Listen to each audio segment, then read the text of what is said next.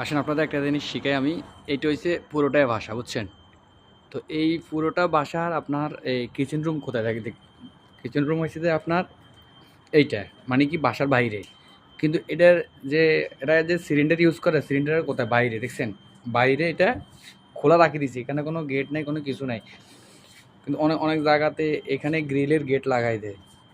এটা হচ্ছে সুবিধা হচ্ছে কি আপনি জানেন? এটা হচ্ছে বাতাস বা খোলামেলা থাকলে এটা অনেক সেভে থাকে। কিন্তু এইটা হচ্ছে সিলিন্ডার এখানে, আর আপনার চুলাগুলো হচ্ছে এই জায়গাতে, দেখছেন? চুলাগুলো কিচেন রুম এখানে, চুলাগুলো এখানে। তো আপনি এখানে ব্যবহার করবেন।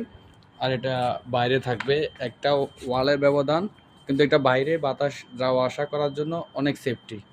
সিলিন্ডারগুলো দেখছেন?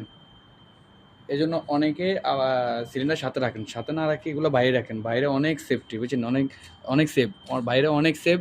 কারণ এটা আল্লাহ মাফ করে কোনো সমস্যা হইলেও এটা ইনশাল্লাহ তো সমস্যা হইব না। এটা আসলে এই পুরা বাসাটার বাইরে এটা হয়েছে, বুঝছেন? কিচেন রুমটা টোটালি বাইরে দিছে। কিচেন রুমটা টোটালি বাসা থেকে বাইরে দেওয়া হয়েছে, বুঝছেন?